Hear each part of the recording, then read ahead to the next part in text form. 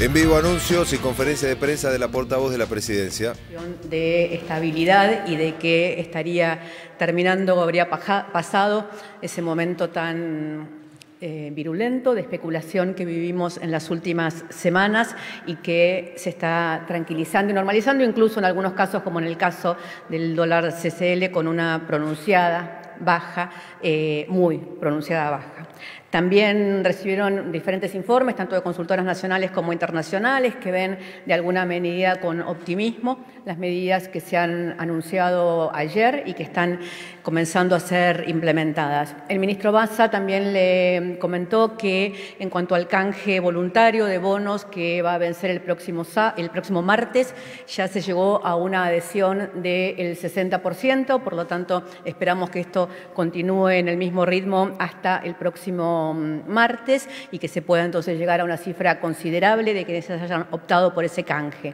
También le trajo para la firma, que van a firmar los dos y el jefe de gabinete, el proyecto que establece un régimen especial para las exportaciones de petróleo, del excedente de petróleo a partir del 1 de enero del 2023. Ustedes van a tener luego los detalles de ese decreto y cuáles son los, de alguna manera, beneficios, incentivos que se le dan a las empresas que puedan exportar el excedente de petróleo y que por lo tanto traigan mayores inversiones. Dos últimos comentarios. Uno es que la ex ministra Silvina Batakis ya está a cargo del Banco Nación, va a empezar a tomar las primeras medidas en su nuevo rol y entre ellas va a ser evaluar la continuidad o no de todos los directores del banco. Y con respecto a la segmentación de tarifas y los anuncios que realizó ayer el ministro y que tal vez leímos que hubo cierta confusión en algunos medios con respecto a esto, nosotros tenemos cifras muy contundentes de cómo es la inscripción en la segmentación. Fue absolutamente exitosa. Hasta el 31 de julio se ingresaron al sitio de argentina.gov millones y millones de argentinos y lo solicitaron 9 millones de hogares. El 80% de estos 9 millones de hogares gasta menos de 400 kilowatts por mes. Por lo tanto, el 80% de esos hogares va a tener el subsidio completo y no va a tener ninguna modificación. Hay 4 millones de hogares, de acuerdo a las cifras que estábamos estimando de hogares en la Argentina, de acuerdo al INDEC, que no pidieron el subsidio, con lo cual entendemos que saben que por diferentes razones, por ingresos, por propiedades, o no califican, o no lo necesitan, o no lo quieren.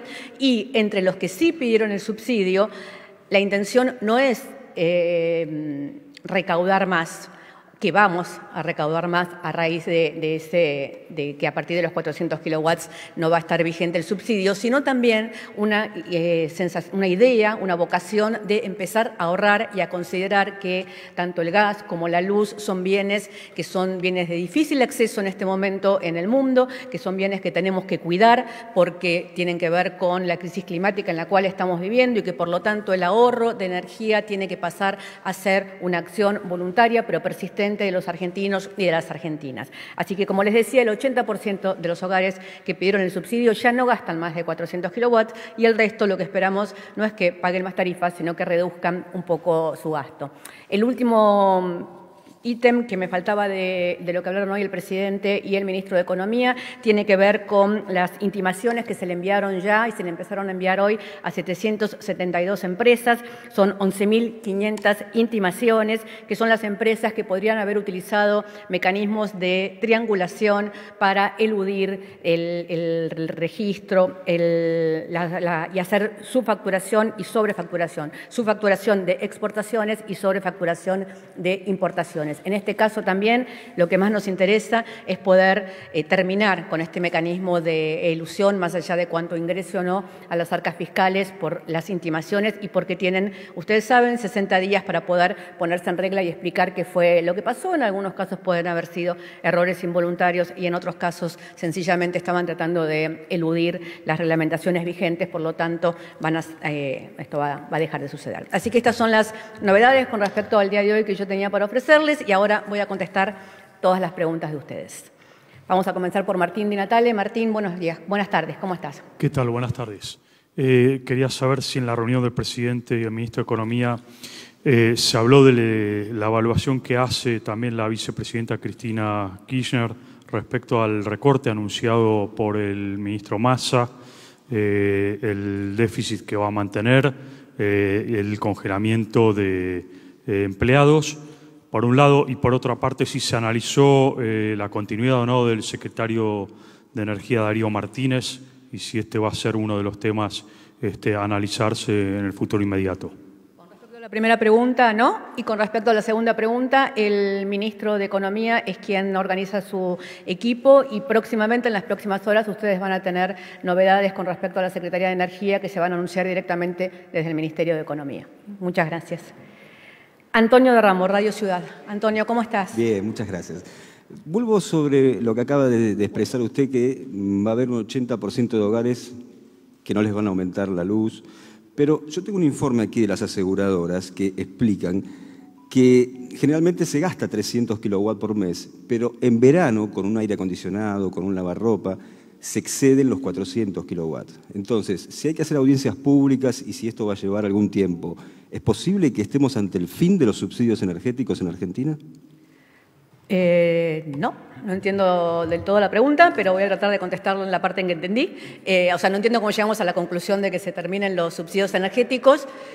En el verano lo que va a suceder es que aquellos que gasten más de 400 kilowatts van a tener que ahorrar un poco de energía, no dejar el aire acondicionado siempre prendido, usarlo a una temperatura más de 20, 21, que es lo que todos decimos que hay que usar, y hay que cuidar la energía y hay que cuidarla aquí, hay que cuidarla en todo el mundo. Estamos viviendo en un momento de guerra en el mundo en el cual estamos teniendo cortes programados de gas, de luz en los diferentes países de Europa, los tienen cortes programados ahora en el verano con respecto a la energía eléctrica y programan cortes y no saben qué va a suceder en el invierno con el tema del gas. Entonces, frente a ese mundo en el cual hay que cuidar la energía, hay que cuidar la electricidad, hay que cuidar el gas, hay que cuidar el agua y lo tenemos que cuidar por responsabilidad ciudadana y porque estamos frente a recursos que no es un problema de si son muy caros, que además son muy caros, digamos, sino que por haber sido demasiado baratos, estamos muy acostumbrados a no registrar cuánto es lo que gastamos. Es cuestión de comenzar a gastar un poco menos de gas, de luz, de agua, lo que necesitamos, no lo que necesitamos, lo que necesitamos,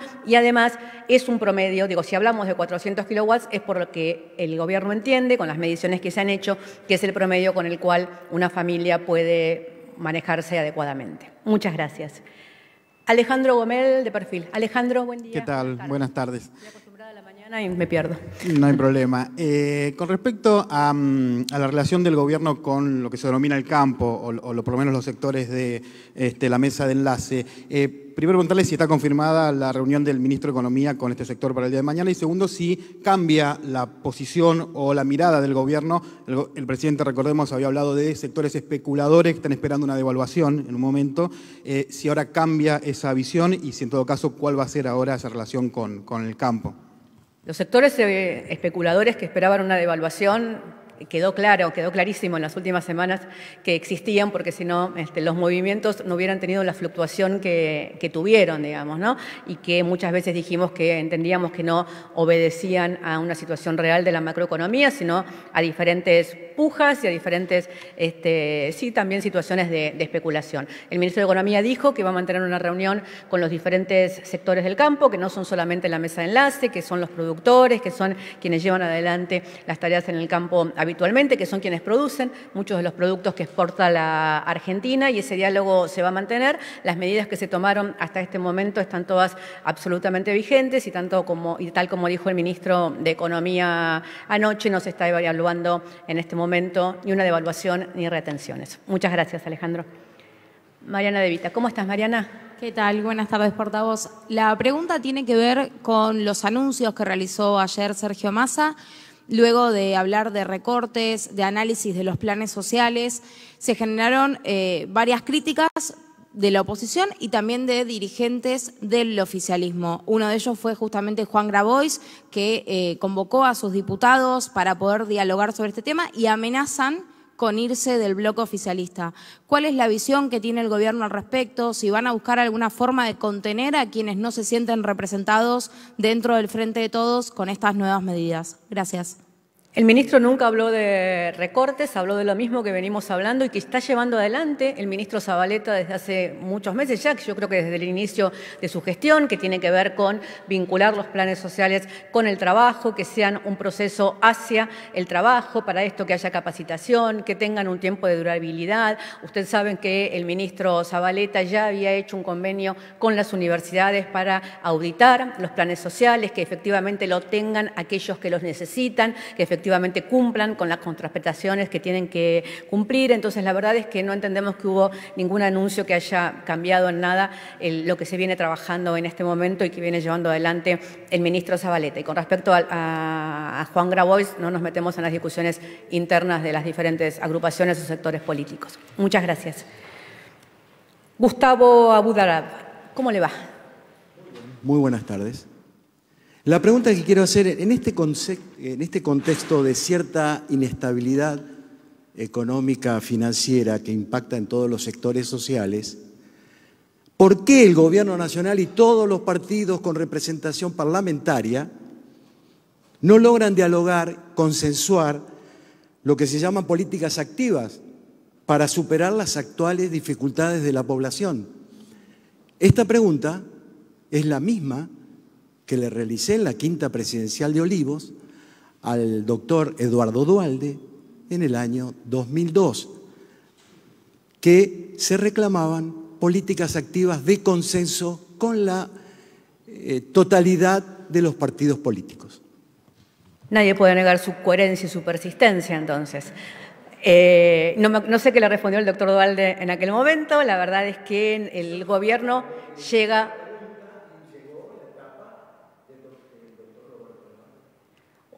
El doctor Duhalde hizo lo que usted quería. Perfecto. Oh, no, digo... No, el gobierno tiene políticas activas de conversación con todos los sectores y estos, por supuesto, todas estas discusiones se dan en el Parlamento. El lugar para llegar a los consensos es el Parlamento, que es el lugar donde se expresan las mayorías y las minorías en la política. Después hay otras mesas de consenso que funcionan permanentemente en el Gobierno Nacional, como es el Consejo Económico Social, que ahora va a conducir desde la Secretaría de Asuntos Estratégicos Mercedes Marco del Pont, y todos aquellos diferentes mesas en las cuales, por ejemplo, cuando se reúne la mesa del salario mínimo vital y móvil, las diferentes mesas que funcionan en las diferentes áreas del gobierno para llevar adelante las políticas que necesitan consenso. Muchísimas gracias. Liliana Franco, ¿cómo le va? ¿Qué tal? Buenas tardes. Buenas tardes, portavoz, ¿cómo le va? Ayer el ministro de Economía hizo una serie de anuncios en donde sostuvo lo que también el presidente ha dicho en varias oportunidades, la necesidad del equilibrio fiscal. Esto significa llevar una política de austeridad. En concreto, la pregunta es, ¿el presidente ha instruido al gabinete al respecto, qué medidas de austeridad o de recorte de gastos se va a aplicar en la Administración Central? Muchas gracias. Muchas gracias, Liliana. Usted que sabe muchísimo de economía, sabe que no tiene que ver con, que la política de austeridad fiscal no tiene que ver con un recorte en determinada área o un gasto menor o mayor, que los gastos menores cuando se acumulan pasan a ser gastos mayores, así que no hay que, los gastos se suman de a uno, como los votos se suman de a uno, los gastos también se suman de a uno, así que por supuesto todos tenemos la directiva desde que ingresamos al gobierno de ser austeros en nuestra gestión, lo que política que está llevando adelante el gobierno, que la había propuesto también la ministra Batakis y que está llevando adelante ahora el ministro Massa, es no gastar más de lo que se recauda, tal como él lo dijo ayer, y en este sentido esta es la política que está llevando adelante, y lo que va a haber que fijar es el orden de prioridades de cuáles son los gastos prioritarios para que se puedan ejecutar todas las políticas.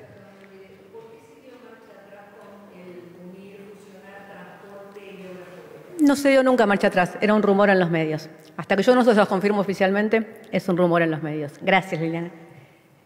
Jonathan Eguier, del Destape. Acá, hola Gabriela, buenas tardes, ¿cómo estás?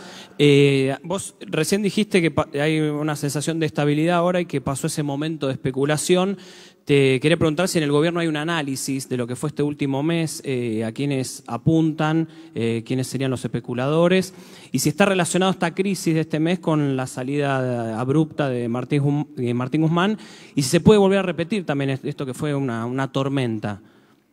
No hay dudas de que la salida inesperada de alguna manera o la forma en que se produjo la salida de Martín Guzmán produjo una zozobra que hizo que viviéramos unas semanas de inestabilidad en los mercados. alentados también por quienes estaban buscando una devaluación para generar más ganancias y para tener ganancias extraordinarias. No estamos buscando responsables concretos y en el gobierno se gobierna día a día, con lo cual hoy es un día entendemos que es un día de relativa calma y esperamos que estos días continúen así. Es más, queremos obviamente que las variables terminen de acomodarse y que el crecimiento y los números de la macroeconomía que nos siguen acompañando, los últimos números que acabamos de conocer, tanto de crecimiento de la industria, como ni hablar del crecimiento del turismo y del consumo en los últimos meses, nos permiten pensar que si estas otras variables se terminan de acomodar, estamos en el sendero correcto. Muchas gracias, Jonathan. Candelaria de la Sota. Candelaria, ¿cómo estás? Buenas tardes, Gabriela, ¿cómo estás? Quisiera saber un poco más de detalles del almuerzo del presidente y el ministro de Economía. Primero, se almorzaron a solas. Pero no sé qué comieron. No, está bien, eso no. Pero sí me parece importante saber si pudieron hablar respecto del dólar, no puntualmente la baja que haya tenido el contado con liquidación hoy, sino si hay un horizonte de qué va a hacer el gobierno para achicar la brecha cambiaria entre el dólar oficial y estos dólares paralelos legales.